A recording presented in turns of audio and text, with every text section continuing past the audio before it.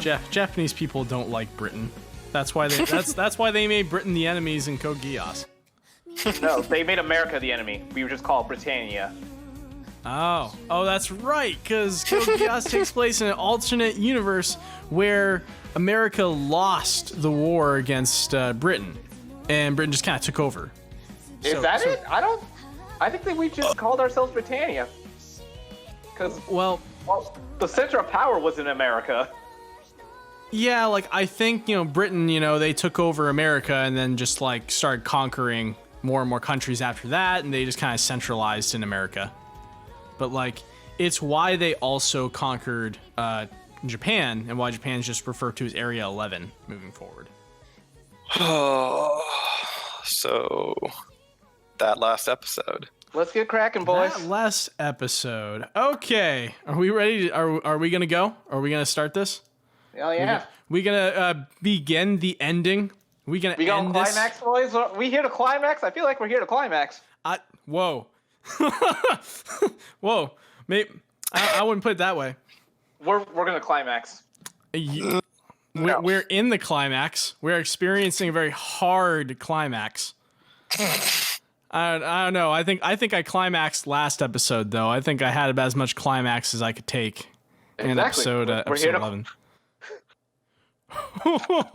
And welcome to the Advent 7 podcast. I'm your host, Andrew, and I'm joined by... SNAFU Tre. Damn it. Took your spot, I'm Spencer. He take your name? He take the thing you were saving? No, just damn it what you were saying before. Yep. And we're the three climaxers, and we're here today to talk about SNAFU Climax. Oh man, it's been a long journey. It's been such a long journey. Please, if you're listening to this, let us have this. We deserve this. We deserve everything that our climax has offered us. Damn it, Andrew. Oh man. So we're gonna delve into this. It's the end of a long journey, a great journey with lots of ups and downs, and a lot of emotional payoffs in this episode. Really, tons and tons of payoff. If you didn't like this episode, I mean, either you're a Yui supporter, or or you just have trash taste. But either way, this was a satisfying episode all around, even for me, a fellow Yui supporter. So we're going to delve into it. But first, we'll just get some plugs out of the way. We want to say thank you from the bottom of our hearts to everyone for tuning in to our podcast today, and for anyone who's tuned in to any of our prior podcasts leading up to this point, covering all the episodes of SNAFU Climax. It means a lot to us that you guys are listening to us talk about shows that we like and kind of give our thoughts on it. If you haven't checked out any of our prior podcasts, please go give them a listen. There'll be links in the description below. And for all the latest news and content on anime, video games, and comics, please follow us on Twitter at Advent_7. Subscribe to our YouTube channel and check out more of our content at advent7.com. With that out of the way, on to the podcast. And here, hold up, boys. I gotta do something real quick to signify that this is the beginning of our last SNAFU podcast. You ready for this? No. Okay. Let's Here we go.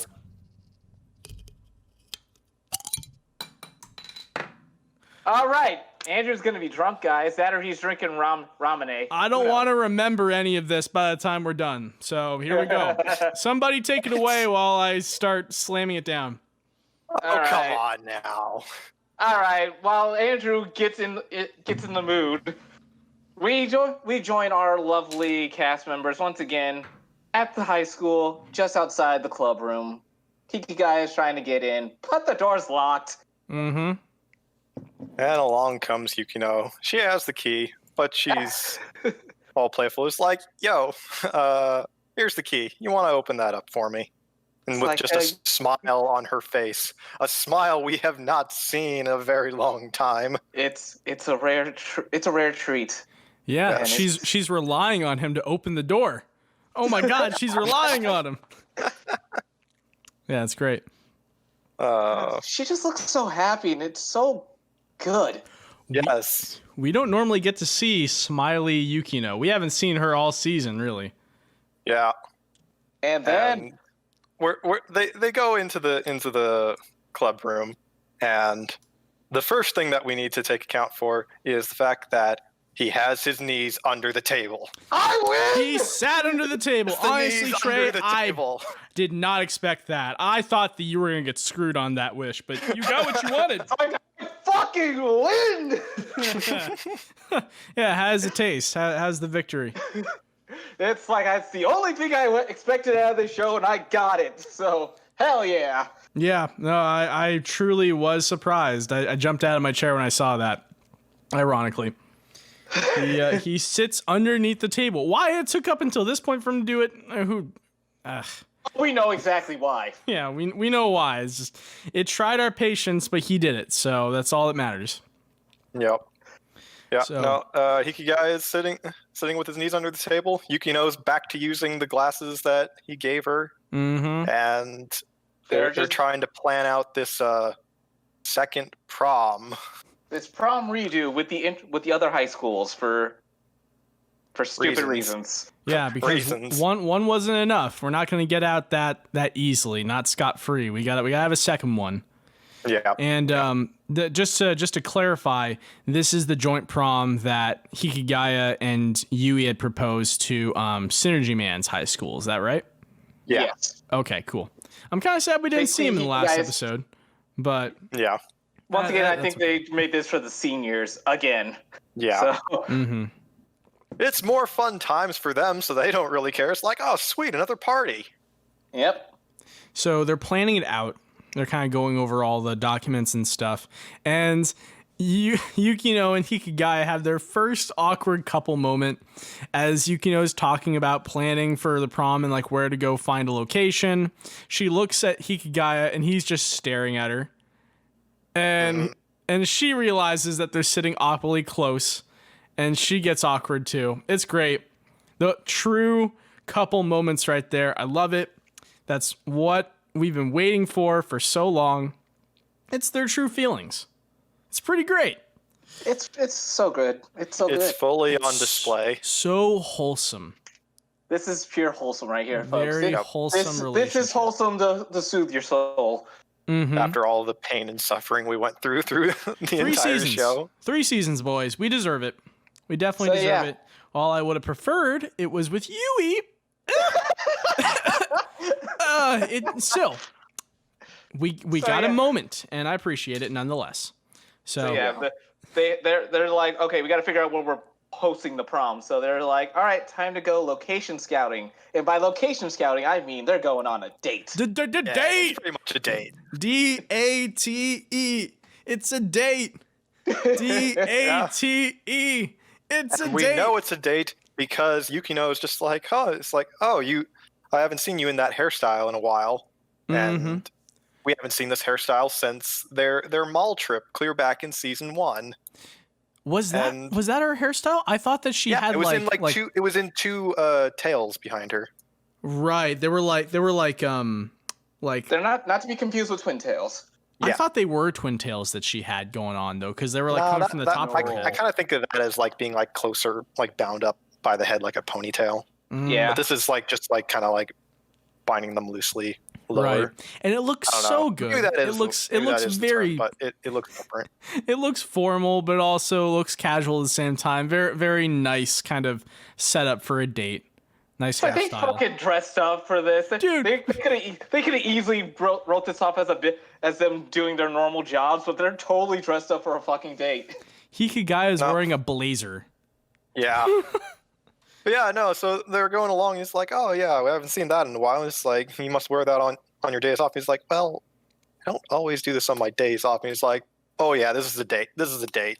Yeah. Well, first he says, like, wow, yeah, that's right. Considered the mall bit a kind of, like, date almost. Right, like, almost. Date light. That...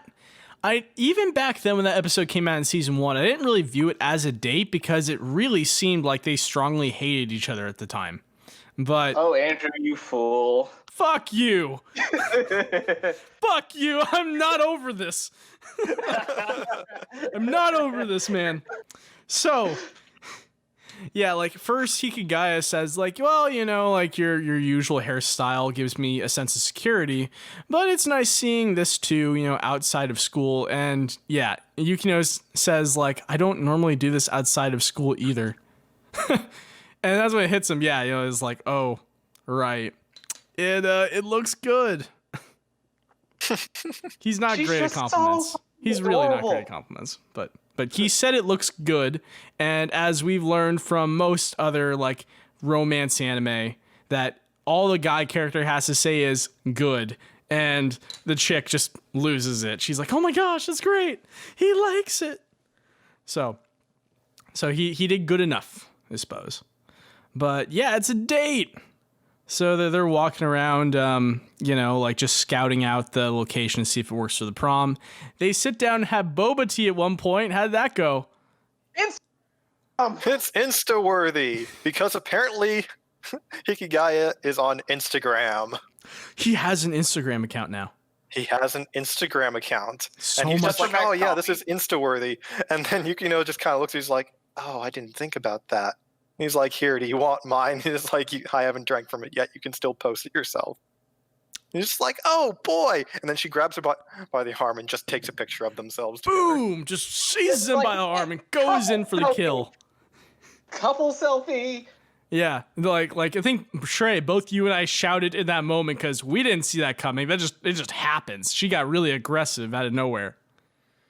So cute. It's so cute. That's not the pose that he thought she was going to take. Yeah. But then he's like, take it again. Mm-hmm.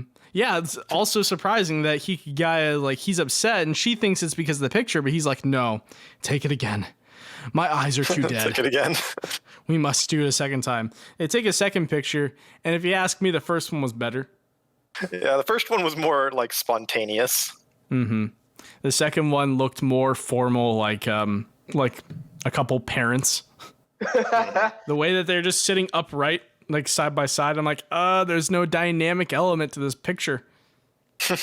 Some people don't have a good selfie game, Andrew. I mean, that's you can't plan the selfie game. The selfie game is entirely dependent on that spontaneity. Andrew, you have Instagram. You should know that spirit there's of plans. youth. Like, you should know how much effort an Instagram model has to put in to get those angles right. I don't want to think about it because it would just make me sad. Instagram models. There's that American Dad episode about Instagram models. Remember that?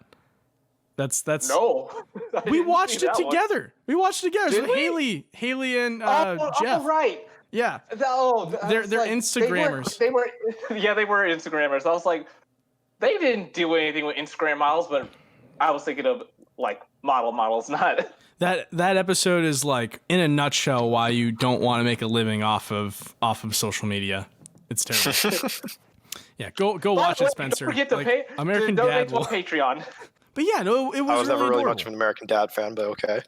It was really adorable getting to see them have a moment. This whole day is full of those moments. Oh, yeah, Including it's everywhere. Including an adorable misunderstanding. Yeah, they come upon a venue that looks like it would be a good place to have it. However, a wedding party is currently using the venue, and Ikigai is just like, I don't know, are we skipping a few steps here? Yeah. I go. First of all, you proposed to her, so honestly, it's only the next natural step. Yeah. Well, I wouldn't call it that. I would say it's the most natural. But you know, he did ask for it. You know, he did basically propose to her in the prior episode, which we discussed too. We're just like, whoa, buddy, pull back a little bit. We think you're moving a little fast. But no, she agreed. She also picked bad timing. She picked very bad timing to say, "Oh yeah, this looks like a great place to do it." But why does Yukino mention that it's actually a good place for the prom? Because it's right next to the beach, like they were looking for. It's got torches. It's got an entire venue hall, so that way they don't have to do everything outside in case of stuff. good catering location. It's got everything that they want. It checks off all the boxes. Yep, pretty much. Yeah. So they found a good spot. So they kind of wrap that up. I also do like how when Hikigaya misinterprets what she meant, Yukino says like, "Oh, come on. You're not good looking, you're not self-aware. The best you have is your deduction skills. If you lose that, what's left?" So fucking adorable. Also a great burn. Remember, she's talking about her own boyfriend here. Goes to show they're just a good couple.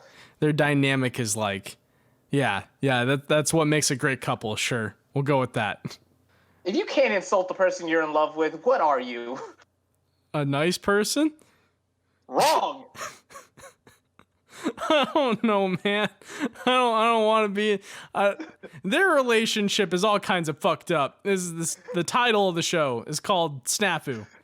This is not a normal situation for anyone else but them. No. It's a situation normal, all fucked up. Normal for them. Whatever counts as normal for them. So yeah, they go back to the school. They've picked out their place, and so they've also called in a bunch of people to help. They called in everybody. They called in the entire crew. Everyone. We've got Samoxo, we got the gamer guys, we got Iraha and the student council, we've got Totsuka and the tennis team. We've got Hayama and his crew. Yeah. Even Hayama showed up. Even Hayama's friend Yumiko showed up too. Yeah, Yumiko. Like, why are you and here? Ebina, they're both there. Blue-haired girl who's totally relevant to the whole series. Kawasaki's here. Yeah, she shows up too. And then that build-up when Yui showed up. Yeah, because she wasn't there. They were waiting for her. It was terrifying, honestly. I was like, it was just like, oh man, is she not actually going to show up? I really hope she shows up. Like, come on. They pulled that trope on us that keep you on the edge of your seat. And then the uplifting music comes up. You can see her footsteps like, oh, she's on her way. She's on her way. She's almost there. She's running down the hall. She's almost there. The goalpost is in sight. Yeah, very, very typical romance movie trope right there. And we get one last hello. Yeah. Yo, and she's walking up the steps. Trey's just shouting, say it! Say it! Say the word! Yeah, hello. Dude. Yeah, that was great. I cannot remember how many times Trey and you and I was just like jumping up and down. Like I got out of my seat plenty of times throughout this whole episode. Oh yeah, no, it was wild. The entire ride was just wild. This whole episode is a massive trip. So much payoff. This is what I was missing when I watched when I was watching season 2. Payoff. Something to make me excited for the show. Yeah, imagine how me and Spencer felt waiting 5 years? Yep. Yeah. We never thought we'd get an ending to this show, to be honest. I never thought I'd see him again. I didn't think we were going to get it. I really didn't think we were going to get it. There were so many factors that went against the possibility of this show even existing. The third season. Time is always the biggest factor with any anime because the industry moves so fast nowadays that if the studio that developed the anime does not capitalize off of its popularity like Rent-A-Girlfriend's studio did, where they announced the second season on the day the last episode came out for the first season, if you don't do something somewhere along those lines. There's a lot of studios that have done that sort of thing. It's just like, oh yeah, that's great. I mean, they're just adopting to the model of, well, we already know once we see how popular this is within the first 3 episodes. All right, we're just going straight through with production. Let's get it going, guys. Yeah, pretty much. Yeah, just continue with production. But that didn't happen with this series. And Studio Feel is definitely a much bigger studio nowadays, partially due to SNAFU Season 2's success back in 2015. But they're not like one of the bigger studios that most anime fans can recall off the top of their head. So, you had to wonder like whether or not Feel had the budget for a third season, if the demand was even still there. I think the demand and just popularity would have been the concern, but it seems that there was enough there was enough oomph to get it going. It's like, and we've actually now finished out the entire book series. Yeah. Which is even now with like the onset of just like a lot of like longer running shows that finish out shows, like it's still rare to actually finish out an entire book series. Mm-hmm. You know, and that's partially because many anime shows are designed to simply sell the books. Yeah. They're not designed to be immersive experiences that can be witnessed on their own. It's an even bigger deal for this show just because it's not a like an action-packed shonen sort of show. Oh yeah. Mm-hmm. Mm-hmm. I mean, they had a tournament arc just in the form of planning proms. Yeah. Okay.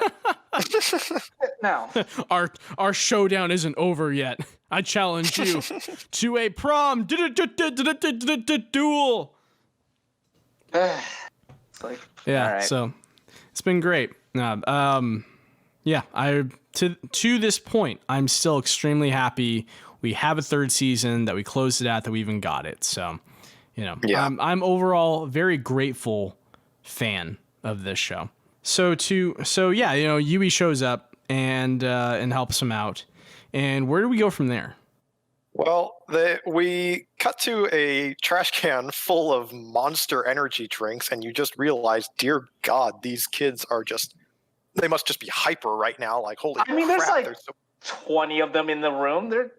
still, that's at least like 2 monsters per person in what I would imagine is an afternoon. Like, still, that's a lot of monster. Yeah, they probably cut some years off of their lifespans there.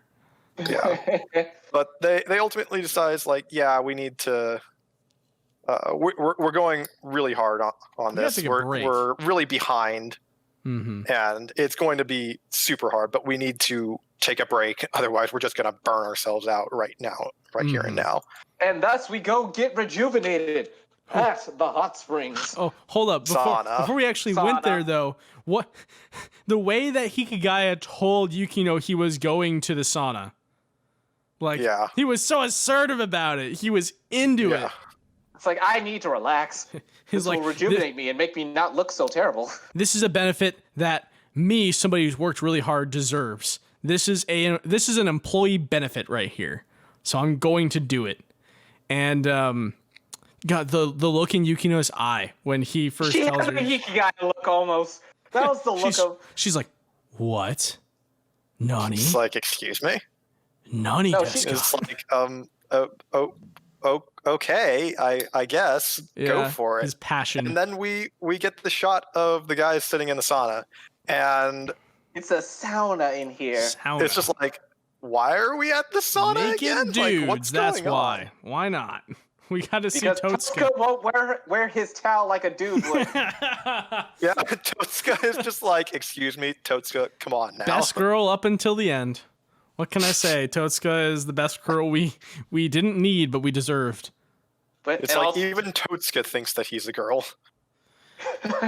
but yes, He we believes get- it to by be. me. Fine by me. So yeah, while we're in the sauna, we get the usual guy chatter of, okay, so Hikigai and Yukino, they're dating, right? Yeah. Mm-hmm.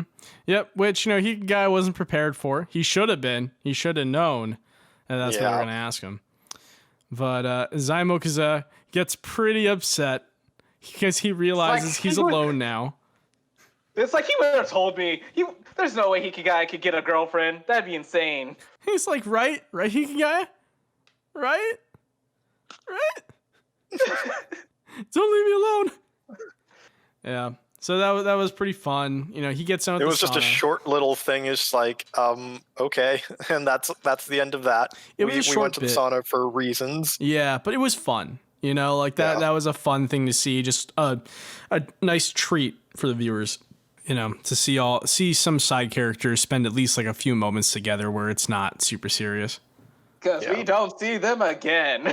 They all die. Whoa, no, no, that's not what happened. They live happily happened ever at all. after.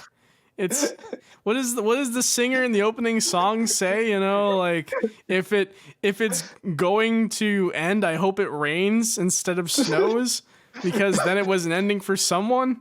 some bullshit like that. Yeah, that's so what she meant was it's gonna go on forever in our hearts, our mind's eye. Chicken's not vegan?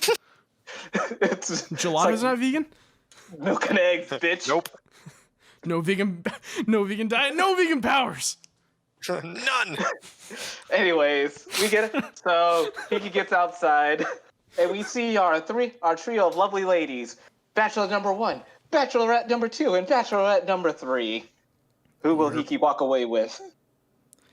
Oh my God! When you put it that way, Why is this a question? you put it the best way because that's pretty much what happens. The two that don't qualify, they walk off first. Hikigaya extends his hand out to Yukino while she's sitting on the bench, and I think what really summarized up Hikigaya's growth as a person overall was this moment where, she says to him, "I can get up on my own," and he says, "I know, but I'm still holding out my hand." But just before that, we got a little cute moment. Yukino lays her head on Yui's shoulder. Oh yeah. Yeah, she kind of is like almost nodding off.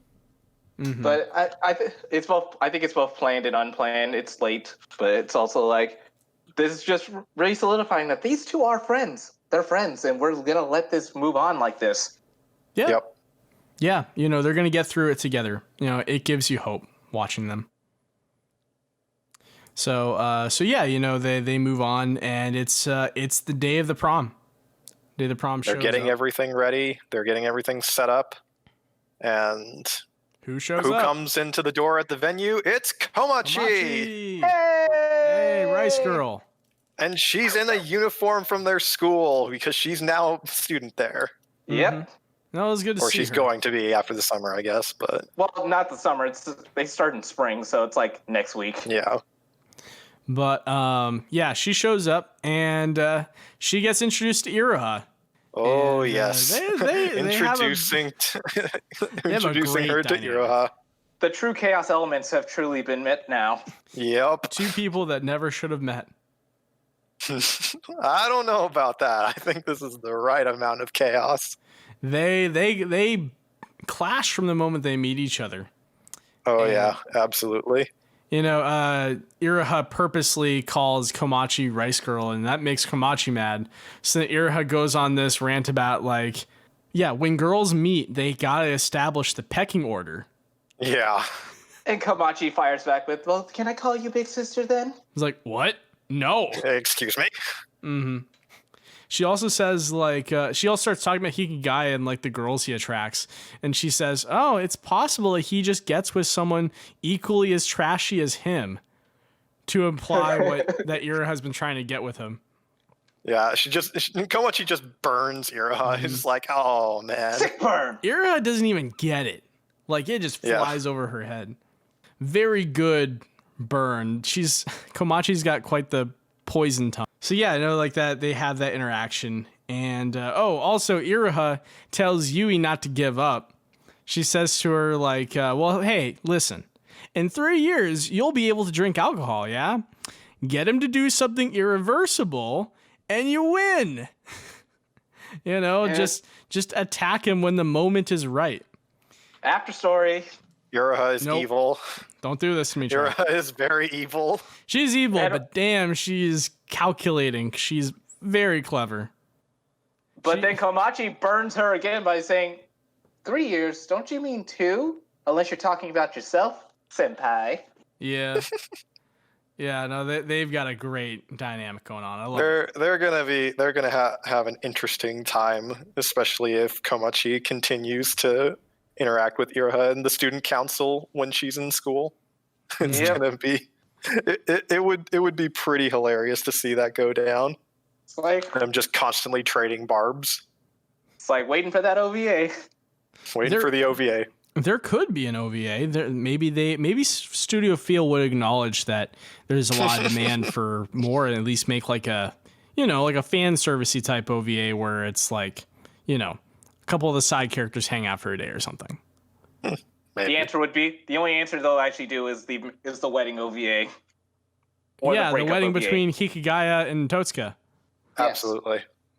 There's some fan art I once found of Hikigaya with Totsuka from season 1, and Totsuka's wearing a man. full-on wedding dress, and Oh, Hikigaya is holding him in the air. I will put it up here. It's amazing. It's some of the best fan art of any show I've ever seen. The art style is very accurate. Sure. It's the canon ending that we all wanted. Even Okay. more than your Yui ending. I would have been fine with that. You know, if I had a choice of who he could end up with, I'm going to set the record straight right now.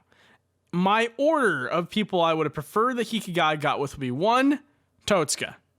I haven't talked about it much, but if I could choose, I'd choose Totsuka first because I'm just an agent of chaos. The second choice I would pick would be Iraha because also agent of chaos. It'd just be funny to watch them both. If Hikigaya wasn't such an asshole sometimes. And then the third one would be Yui, the realistic route. I chose Yui as a realistic route, and that's not what happened. God, let's just move on. I don't know. let's I'm just move happy on. with the way things turned out. No, I don't. No, we can just move on.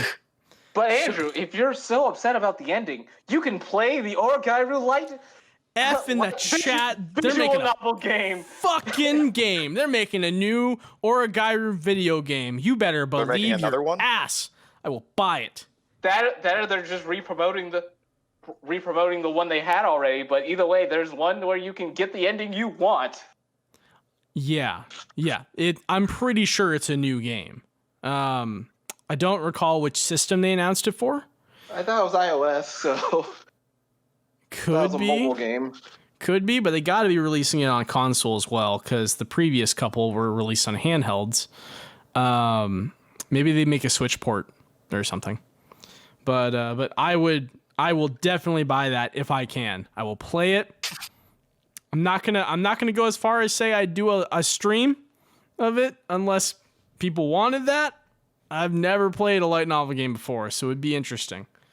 But you better believe I'm going to try and acquire it if I can. Looking forward to that. Hey, you know, it's great because if you're finished with the show and you want something more, this is your something more. You know, it's either that or go buy all the light novels and read them, which I will probably do when I have the money. Maybe you wouldn't buy so many drum sets. Okay, Spencer, you didn't know this, but I bought a drum kit today. You brought a drum set? Dude, Ed, he texts me and he's like, dude, my uncle's trying to get rid of his drum kit for peanuts. Do you know somebody who wants it? And I'm like, yeah, me. How much? And he's like, he wants $50 for it. I'm like, sold. When can I pick it up? Dude, I have a drum kit now. It's awesome. Nice. I got a drum kit. I got a guitar. Drive the neighbors insane. I mean, that's fine. They drive us insane anyways. So the standards for noise complaints around our apartment complex are low. Yeah, so the drum kit, super cheap. Man, $50. I looked at this drum kit. Sure, it's dirty, but like, I'm sure it would have cost $400 is like list price. So, as far as I'm concerned, I got a steal for it. But someday I will get the light novels. But anyways, let's move on because the next scene that happens after that, they go into the prom actually happening. There's a bit of a montage, and Montage. Yui tries to catch up with Hikigaya to see how things are going, and it looks like she wants to say something to him, but she doesn't really have the guts to do it. You know, she kind of like gives up halfway through and says, never mind, you know, just go back to work, you know, take care of things. And Komachi and Iraha happen to see this. Yeah. I see that happening. So we'll hold on to that for a moment. The rest of the prom just kind of goes underway without a hitch. Yukino's mom and Haruno show up very briefly so that Yukino's mom can express her kind of like distaste for it. You know, because she has to, right? You know, we gotta have at least one moment with the two villains of the entire third season. You know, trying to rain on the parade, but Yukino carries it in stride, right? Yeah, no, she handles it well. And then Yukino's mom goes over and talks to Ikigai and says, like, you know, she's going to be a lot of trouble. Just thanks for watching out for her. And it's like, well, it's my job. It's my job to make sure. But he knows that's not what she's talking about. Or does he? Who knows? Maybe he doesn't know. Oh God! And then Haruno just does her one. She gets one last line. Her last line. She's like, "Make sure to brace yourself," then just walks away. I'm like, Fucking Haruno. Man, I didn't get any satisfaction off of that. she gets the last word, and that's it. But, you know, with people like her, you gotta let her get the last word so she can feel like she's important. She can feel It doesn't matter what she thinks, because the two of them are happy anyway. It doesn't matter. Mm-hmm. Yeah. You know, Haruno's got her own problems, and frankly, they're going to stay as her problems and nobody else's. And that's a win right there. That's a win for us. That's a win for the main characters. You know, Haruno can take her bullshit somewhere else, but it's got no place here anymore. She's done manipulating the main characters. They've learned. Well, yeah, moving past that. Disaster strikes. We didn't have any money for food, so we're running out of food. It's a major problem. We're going to have to work on so much paperwork to explain this shit. Pretty much. What, they I think Yui said that she found some light snacks in the back, so they threw those in to kind of mediate while Zamukuza and the others went to go grab more food. Yep. I wonder if she just gave him airplane peanuts and pretzels or something. But hey, you know, for the lack of food, they make up for it with a slam dunk location. Let's be real. This is a great location for a prom. But after that whole thing, Yui kind of backs off of what she was going to try and say, and ultimately pushes Hikigaya off and says, nope, you got to go work. Hurry now. Hurry. And as he's walking away, she just kind of, just under her breath says, you can do it. Basically just kind of putting forth hers, okay, yeah, no, you two can do this. And that's where she's going to leave it, it seems. Mm-hmm. As much as she may still have feelings there, she's ultimately going to be supportive of them. That seems to be what she's just decided in that last moment. That's always been her personality. You know, she's always supported them, and Haruno even called her out, saying those two wouldn't get anywhere without you.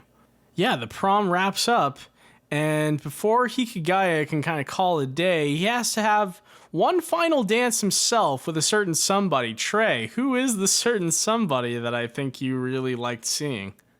Hiratsuka Sensei. Hey. One final meeting. One Teacher final route. talk. One final meeting. One final talk. One final dance. And just a reminder that youth is a lie. Man, call back to the first line of the first season, or rather that first speech that he gave. And Hikigaya is embarrassed to hear it. Again, shows how much he's changed. So youth is a lie. It is nothing but evil. Such a deep cut. Yeah. He's like, oh shit, I said that. Oh god. Looking back on last year. Oh, what was that? This is only over the course of a year, guys. One whole year. Took us 7 years. We're dogs. This is dog time. 1 year for them past 7 years for us. We're old now. No, so they have a dance. You know, they kind of dance here in an empty ballroom, and Hiratsuka stomps on his foot, pushes him back, and then quote unquote stumbles on top of him.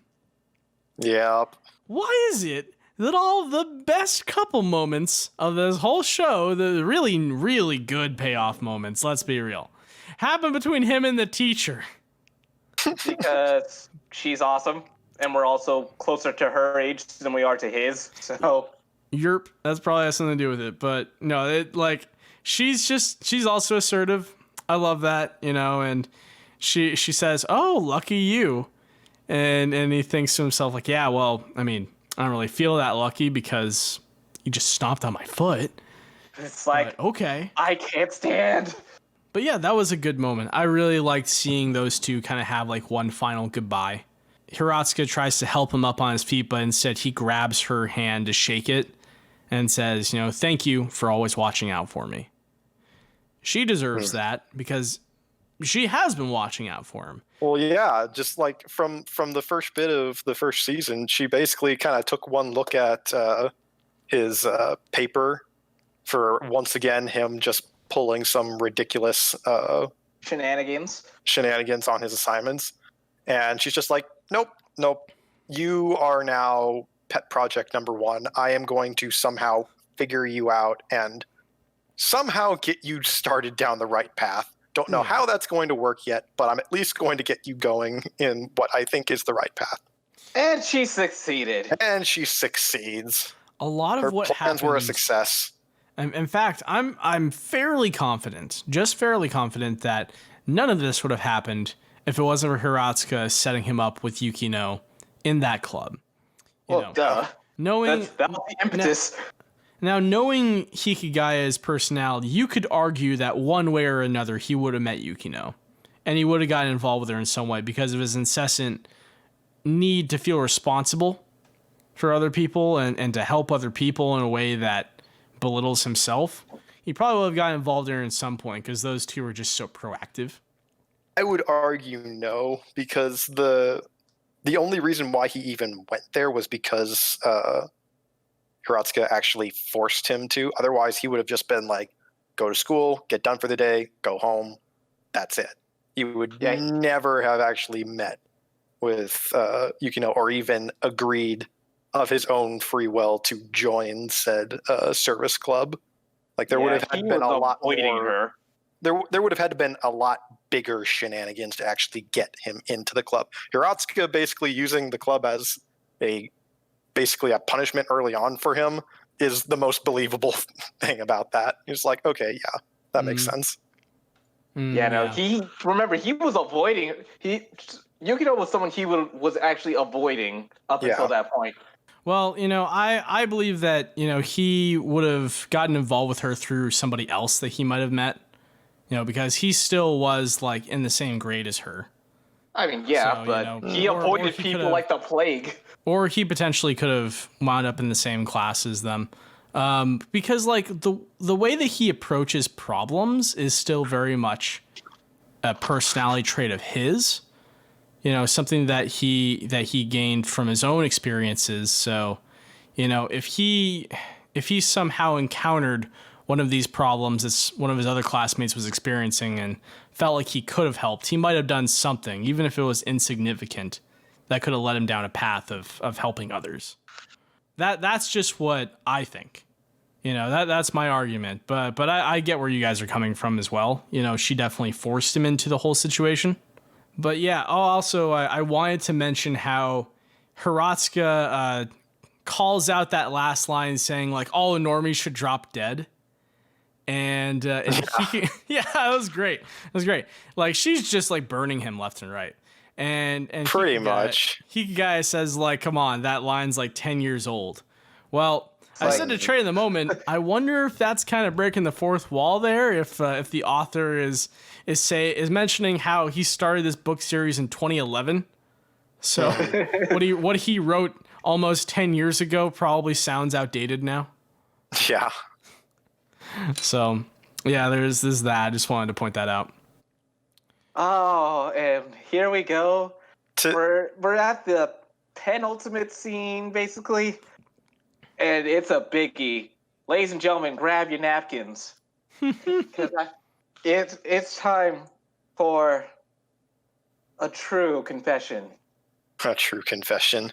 Yo, this was awesome. He shows up and, Yukino just starts dropping all these post-prom duties. Like, she's like, you need to go to the parking lot and make sure that people are clearing out. You need to help clean up everything. And he's like, okay. This is a bit much. Do you think you could let up on me a little bit? And she's like, well, there's one more thing I need to tell you. Who wants to say it? Why don't we all say it together? I'll say it here. She tells him, I love you. I love you, Hikigaya. Ding, ding, ding, ding, ding, ding, ding. Bruh, yeah, no, happened. Knockout. It finally happened. We actually had direct confirmation. It's like, yes. He said it. She said it. She said the words. She said those 3 little words that make all boys go insane. It's official. It counts. Totally counts. So yeah, if you didn't like the confession scene last episode, then here you go. This is what you wanted. You finally get your moment to kind of bask a little bit. So. And then Hikigaya goes, well, fuck. Do I have to say it then? What the fuck do I do? Yeah, he starts thinking like, He's oh just got man. all this stuff going through his head. It's like, oh man, it's like it's such a pain. But she's so cute. But it's like for real. It's like, oh man, this is actually happening. Yeah. He's just like all like bashful. Yeah, he And starts it's like, freaking out. oh. But he enjoys it at the same time. He's like that, you Yeah. know, this pain in the ass that she is for me. It's also what makes her so cute. Yeah. So He loves every bit of it. Mm-hmm. They're made for each other. They are. Pretty much. So yeah, Yukino, she ducks the fuck out. You know, she runs off. It's the end of that evening, and the next day comes. Yukino and Hikigaya are working together, just kind of wrapping stuff up in the club room. And Yukino mentions to Hikigaya that her mom wants him to come over for dinner. Yeah. It's also the start of the new school year officially. Yeah. Apparently, her mom has become quite fond of him now. Like, Yeah, I mean, he asked for it. This is his fault. It's his doing. He knew this was coming. He knew it was. And worse, his girlfriend's got his number because she basically knew every excuse he could try to pull, and he is fucked. Yeah, he's like, He's oh, like- well, I'm busy. I'm busy, actually. And she's like, oh, really? But Totsuka's busy, and Komachi has stuff going on. I checked with her. Yeah. And Zai, whoever. Yeah, you can always just reschedule with him, right? yeah, totally. So it shouldn't be a problem. So you're all good. Great, God. you have no plans. Yeah. Come to dinner. Yeah, she backed him into a corner. So, Pretty yeah, much. he was done. Oof, I don't even want to imagine how toxic that dinner would be. I mean, I feel like the mom will be fine. As long as Haruno's not there, it could be okay. I think that I like to believe that it would actually end up being a little bit better because they once again pulled off this other prom and actually made everything like come out good and are just like pretty much on top of stuff. Yeah. Like, she's really shown it, so I'm pretty sure her mom would just be like, okay, yeah, I'm approving here.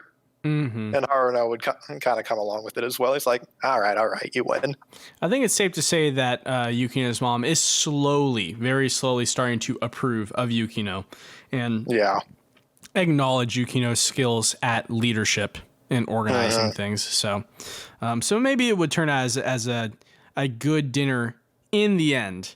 But Yeah. I feel like you would just be, if you were unfortunate enough to watch the dinner happen, you'd just be seeing a ton of metaphorical bombs go off left and right as they That's talk the to each OVA other. now. This is the OVA No. now. Just No. who's coming to dinner. Yes. No. Yes. No. I just need like evil laughter in the background with like the as bombs are just exploding everywhere. Yikes. No, I don't want, you guys can watch it, not me. So yeah, no, they're just kind of bantering by this point, and Komachi shows up and asks if she can join the service club. Just like, but we're not doing this anymore. We're done. Yeah, the service club isn't a thing anymore. She's like, yeah, that's what you think. But then Iraha And- shows up with the club registration form. Because she's just like out of breath. Yeah. It's like, why are you so fast? Fuck. Why are you so fast, little rice girl? Iraha already filled out a club registration form and approved it and just shows it to them. And she's like, yep, your club still exists. Looking forward to the next year together. Both Hikigaya and Yukino's names on it. It's Yeah. like, yeah, I just went ahead and filled this in for you. That's forgery. Yes, it is. Yes, it is. This is not But it's consensual. But this is Iraha we're talking about. This is totally something that she would pull. Classic Iraha, the same person who had just suggested to Yui that she wait 3 years and get Hikigaya to do something quote unquote irreversible. It's Iraha. Once again, that's her plan for herself. Yeah. Yeah, that's her just kind of like projecting out. It's like, if you did this and this, and then Komachi's just like, that sounds weird. Yeah, well, like You're Yui weird. even says, like, are you bringing this up for yourself? And and Iraha shoots her down. She's like, what? No, of course not. No, I'm looking I after have no idea what you're Hayama. talking about. And now we get our last moment of the season, of the series, of this entire adventure we've had. Yui shows up and with a request for the service club. Yep. Yeah, she says, what does she say? I'm in love with this guy, but he's got this girlfriend. And this girlfriend, she's my best friend. I don't know what to do. I want to be with them forever, but I just don't know. Like, I want to be friends with them forever. The look on Hikigai's face, you could tell he did not want to have this conversation. He's like, uh-oh. Here we go. And then Yukino's just like, that is a tough one. This might take a little while. He's just like, yeah, it's going to take a while. It might even take forever. Oh! Forever and ever and ever. Yep, there's your happily ever after. It's just them talking in the club room for ages about all the shit that went down. Closest thing to a polygamy play I'm getting. I'm taking a second win. You can have that win. I'm not going to acknowledge it. It's not polygamy. It's not how polygamy works, man. Nope. You sure? I'm positive. This is the Hikigai and Yukino train. we just got off the ship and now we're on dry land and we're speeding away on our train. That's what this is. We're making it so that Yui can come back into the fold and be happy with everyone as well. We'll take it at that. But no, this is the Hikigai and Yukino train. God, does it have their faces plastered on the side of the train? Is it like those Japanese train station trains where they promote anime? Probably. Dude, they're at the front of the train just barreling down. You see it as it's barreling towards you with their faces. As it runs you over? It runs over all the Yui supporters? Yes. And as it's coming towards you, you say, yeah, my teen romantic comedy is wrong, as I expected. As I expected. Just title drop.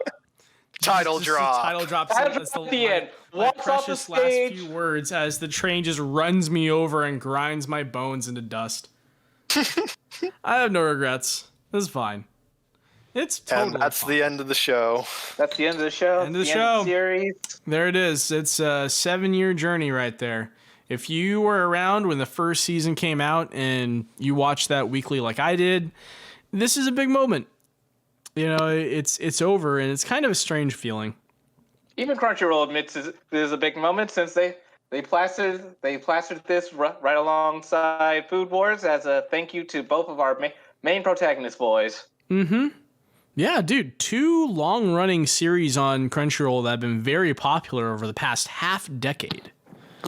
The anime industry was so wildly different 5 years ago, and these 2 shows have persisted through that. Their popularity, their essence has persisted, and I'm happy because alongside Food Wars, SNAFU is a show that just really was special to me when it came out. I felt like it spoke to me directly. It knew me, and while later on in throughout the series, I had some gripes here and there.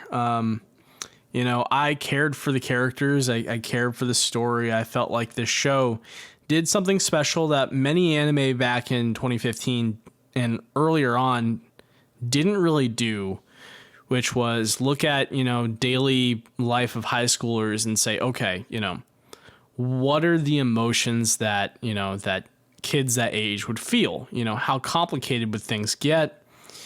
How introspective would they be?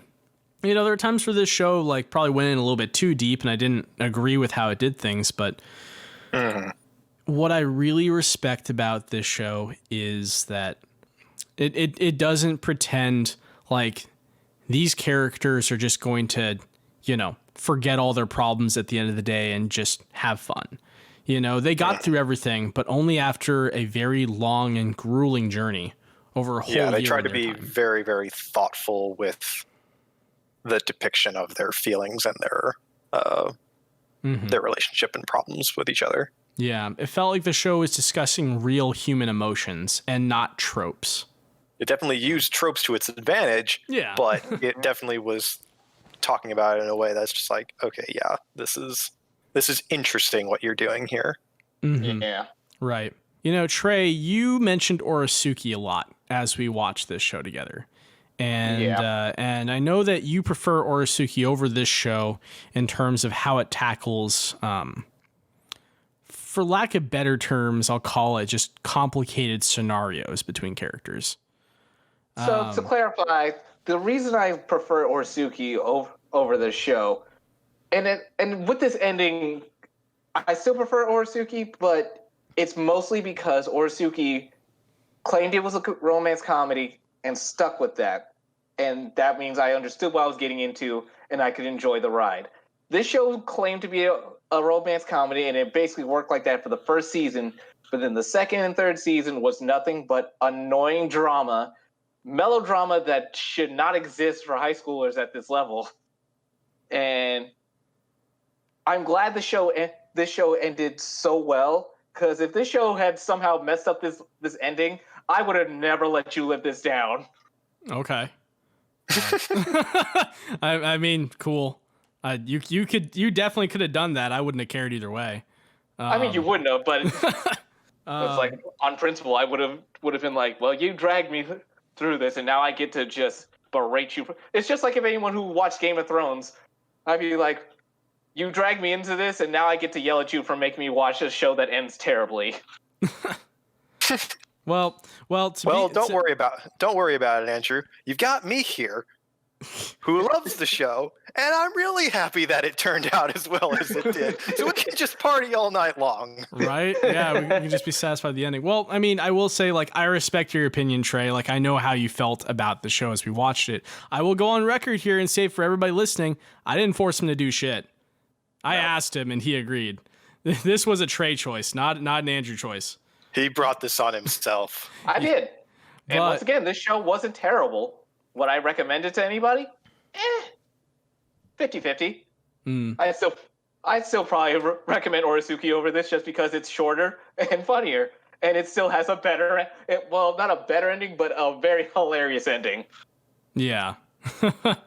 Yeah, definitely. And Orisuki's fun. Yeah, I definitely respect that. I can see where you're coming from, because this show is almost like a stark opposite of Orisuki in many, many ways, despite both shows being, focused on romance and drama to some extent. Mm-hmm. For me, I think with Orisuki, I only watched the first season, and I'll finish it out. But to me, Orisuki is more forgettable of a show, in my opinion, because of the comedic factor, and because aesthetically and with tropes, it feels like a lot of other romance shows out there. But how could you forget Bench-kun? Bench-kun is fun. I mean, his name is Bench-kun. Seems pretty forgettable for me. No, it's a literal bench. Little note here: I've never actually watched Orisuki, so I'm just kind of out of this conversation right now. No, like we don't have to dwell on it too long. I wanted to bring it up because I wanted to say in my mind why I think this show stands out from other romance drama slice of life shows, and it all goes back around to what I said to start off with, that this show explores emotions, real emotions, that many other anime don't go as far into detail on, and I respect that. So I think that's why I won't ever really forget SNAFU and the impact it's had on me. Whereas other shows like Orisuki, for example, I watch them for fun. Like in my opinion, Orisuki's kind of like one of those like trash shows that, like I sit back and enjoy, but I don't have to like be in any kind of specific mood to watch. It's like Rent a Girlfriend for me, where like I just like, it's popcorn. But SNAFU is the type of show where like every time I sat down to watch it, like I really wanted to know where things were going. Like I had to pay attention, and I wanted to pay attention. Like I wanted to try and guess, okay, where are things going to go? What's Hikigai going to do? How's he going to make the prom happen? You're always thinking about the character's emotions and how it's playing into the particular scene that's being shown right at that moment. And you're trying to guess. You're trying to play this game of just like, okay, knowing what we know of the characters so far and the development that they've had so far, is this going to be a turning point here, or are they going to kind of flub and not be able to be honest again? Right. Yeah, you're keeping the character in mind, and you're trying to think out the situation, trying to take who they are and apply it to what's happening and figure out, okay, are they going to take route A or route B ahead of them? It's just a show where it's like you do a lot more like thinking while you're watching rather than just kind of consuming, laughing, and then maybe some mild thinking of just like, why did they do that sort of situation? Yeah. And I totally get it. That's what makes this show kind of hard to watch. Sorry, Trey. I'll let you go after I just say this last thing. I get that makes this show kind of hard to watch for some people. You kind of got to be in the right mood for it. Completely it's not the thing that you can binge. Right. Which we did binge for Trey. So I sympathize with him on that. But what were you going to say? I was just going to say, you guys are right. This show is very strong. Its writing is very strong, and its exploration of emotional depth is very strong. But like you guys said, this is not popcorn food. So, and it's like, once again, drawing back to Orisuki, which is a show that basically, it doesn't take from the show, but it's like, we can say that SNAFU kind of inspired a lot of some of the more modern romance comedies that have come out in recent years. Yeah, and you could also put it that way. Yeah, it's like if you look at them, it's like the romance comedies that have come after SNAFU are popcorn food. There's a lot of trashy, tropey stuff, and the only reason I say I like Orisuki a lot more is because it's funnier. It is lighter. It's easier for you to watch. It's easier to watch. It doesn't weigh so much on my soul. There's a lot of stuff in that show that was just like, oh God, this is actually kind of intense, but it's still got levity to this. This show claimed to be a comedy, kind of was a comedy for a bit, but it was still way more intense than you would think for a comedy. And then it went straight into drama territory. I'm like, wow, yeah, this is a drama. This is pure. No, Trey. I mean, I think the show told you right up front what it was going to be, considering that they said that the teen romantic comedy is wrong as they expected. Was written on the tin. I just saw the teen romantic comedy. That's all I saw. It's fair. It's fair. It's not like a Rainbow where it totally bait and switched you. And the SNAFU, I thought was just going to be wacky hijinks about how they were going to confess to each other. They were hijinks. They just weren't wacky. English Americanization. Yep. Yeah. Another thing is like our title for this show is the result of English translation. The Japanese title is a little bit different. It's just called My Teen Romantic Comedy is Wrong as I Expected, instead of having the SNAFU acronym in. But I agree with you, Trey, that, I think that SNAFU's presence has inspired a lot of the current romantic comedy anime and even light novels out there. And this is just me going out on a limb. I don't have the facts to back this up, but maybe that's why SNAFU was able to get a third season. Maybe its influence, at least the Japanese side of the industry, helped it stay relevant. Are we going to call this the Dragon Ball Z of romance animes? Oh, fuck no. Yeah, maybe it wasn't that. Okay, fine. It was the Naruto of romance animes. We'll go with that level. And another thing is, many romance anime, like, they don't even bother having an epilogue episode. This episode we saw was an epilogue chapter, essentially. It wrapped everything up. It gave us some closure. Really appreciate that because it's a lot rarer than you'd think. But we got a whole episode of closure. That's great, right? Yeah. Yeah. I think we'd feel pretty bitter if the last episode was the last episode. Oh, yeah. If they had just shoehorned in Yui's like closure there, which I mean, they maybe they didn't have to do that because they just had that moment of him on the bench with Yui and that was it. They could have ended it there if they wanted to, but I'm happy they didn't. Something that makes me mad about the ending of Toradora is that we never really get to see any kind of like post I love you relationship moments between the two main characters. It just kind of ends there, like when they see each other again. They kiss a lot, and also they spent the entire season basically as a couple, whether they admitted it or not. No, okay. No, No, we'll No. save that for another day. We're going to have a whole podcast just about Toradora. That's it. And I'm going to be the dissenting opinion that time. Okay, I got some hot shit about that show, but I'll save it for another day because we got to close out this podcast. And I want to end this on a good note because I really do like this show. I'm happy that we got to do a podcast about it. Yeah. You know, like I still remember when I came to you guys back in like late June and I said, hey, you know, the 3rd season of SNAFU is coming up and I really want to do something to celebrate, you know, this happening because it nearly didn't happen. I want to make something, I just don't know what. And we all kind of agreed that maybe a podcast would be a good idea. This was fun. This was really fun getting to record 12 whole episodes and discuss it in detail. And I feel like personally, because we did this, I have a greater appreciation of the whole series. I appreciate the characters. I appreciate the plot more. I have a better understanding of everything that happened. I don't know if you guys feel the same way to some degree, but... Yeah. Oh, yeah, no. I definitely feel like kind of trying to analyze this more after watching each episode in preparation for this podcast has just kind of made me think much more heavily about the characters and the story that's being told.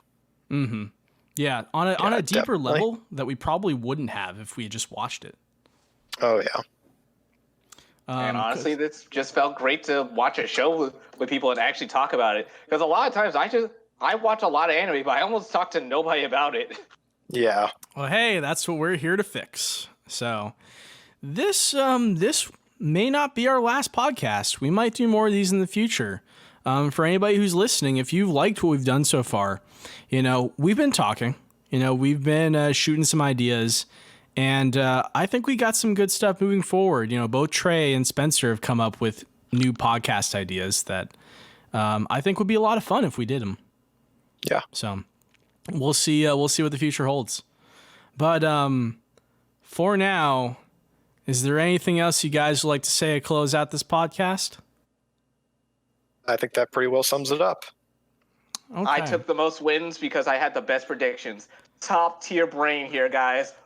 Yeah, top tier galaxy brain here. All right, like, all don't be right. thick, Yeah, take your dirty win, you galaxy brain, you.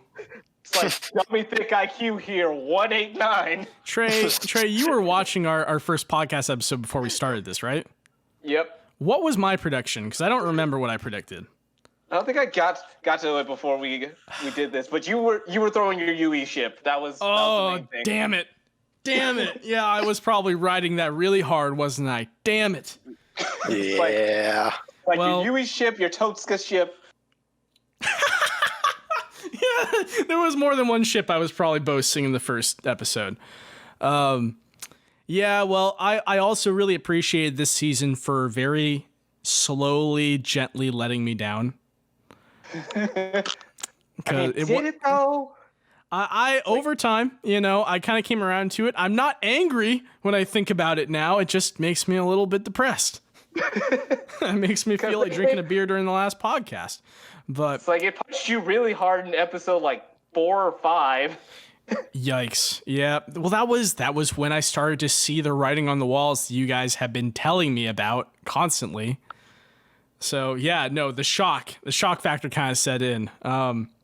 There's even a friend I have on this Bionicle Discord that I've been following for a while now, and I remember at the end of episode 11, he posts a picture to the anime chat where it's just a picture of a man standing in the rain at night, and I think it's the villain from the first Blade Runner movie just standing in the rain, and he captions it with "This is my reaction to what I just saw," because he was also a Yui fan.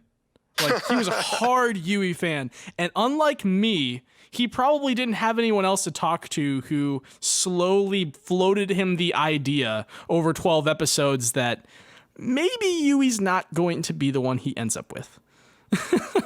You guys did that for me, and I'm grateful. I'm upset, but I'm grateful for that. So I didn't feel like I got slapped in the face during episode 11. And then Spencer's prediction was that what he hoped for was just a good ending, and I believe we got that. Oh, yeah. Oh yeah, yeah. My predictions came true. Yeah. Though I also probably had the most vague of predictions, so I was You just asked for a good ending. That's all you wanted. Hey, man, back then during episode 1, I think that was the most we could have asked for. Honestly. Because who the hell knew where things were going to go? I didn't. The light novel readers. Oh, yeah, well, screw those guys. Readers. Screw those guys. Screw those guys. You people knew, and you just sat here and listened to us as we were tortured. How dare you? Should have just been patient and watched the anime like the rest of us. Says the guy who's been constantly edge of his seat about buying the light novel. Well, that's because we keep making the joke about buying the light novel so you can get more interactions with the side characters that don't exist in the third season. Yeah, it's just kind of an ongoing gag by this point, which, I would like. I really do want more of them. I want to know more about Kawasaki, especially, because she really seemed like she was supposed to have a bigger role. It's like she was, and then she didn't. Yeah, God. yeah, she had a big role like early on in the season, and then boop. Nope, she's gone. Boop. Okay, well then, guess we should close this out. Yeah.